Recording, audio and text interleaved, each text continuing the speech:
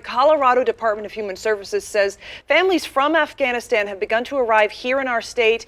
We don't have specific numbers yet, but what we do know is the department takes in refugees from around the world every year. More than half, about 55% of the refugees who have arrived in Colorado this year are from Afghanistan. President Biden today defended his decision to withdraw U.S. troops as the Taliban moved in to take control.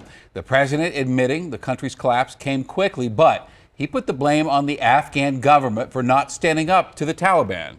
Afghanistan political leaders gave up and fled the country.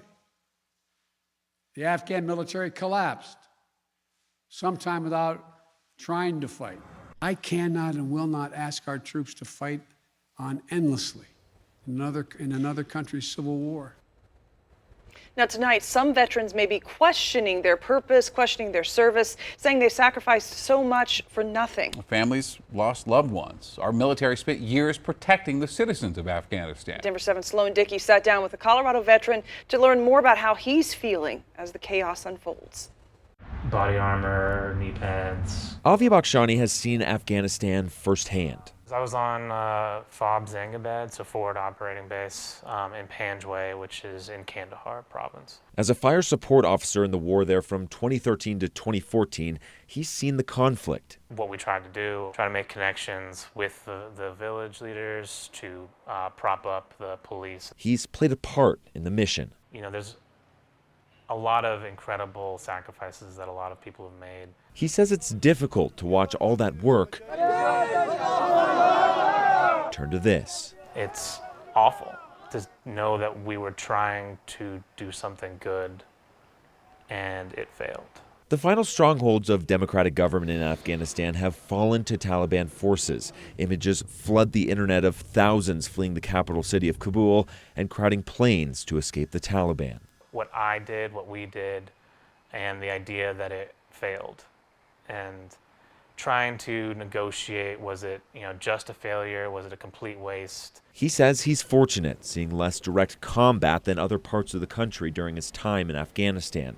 But he feels for others who lost friends and family in the fight. I know a lot of them must have justified their loss when it happened with the idea that it had a purpose. Probably feels a lot like reliving the loss all over again. BAKSHANI says the base he fought to protect was seized by Taliban forces in early July. Since then, day by day, they've expanded. A couple weeks ago, it became clear that the Taliban was pushing pretty quickly through Afghanistan. Now he says there's only one thing left to do. We have not a whole lot of time to do what we can to help. To try and help those left behind. I don't think that there's a happy ending to the Afghan story. Sloan Dickey, Denver 7. And for veterans who may be having a hard time with what's going on right now in Afghanistan, just know that you are not alone, and we have compiled a list of resources to make sure you have someone to talk to. Head over to thedenverchannel.com to find a list of nearly 30 mental health resources here in our state. You're not going to find a lot of experts saying that this situation was handled well, but there is debate over whether a Taliban takeover was always inevitable. We asked the director at DU's Center for Middle East Studies for his take on this. I think the hope very much was that the Taliban could be military defeated, and in its place there would be a viable, effective Afghan army and government that could take over and run the country. The Afghan allies that we have proven to be monumentally corrupt, incompetent, just unable to do anything for themselves or for the people of Afghanistan.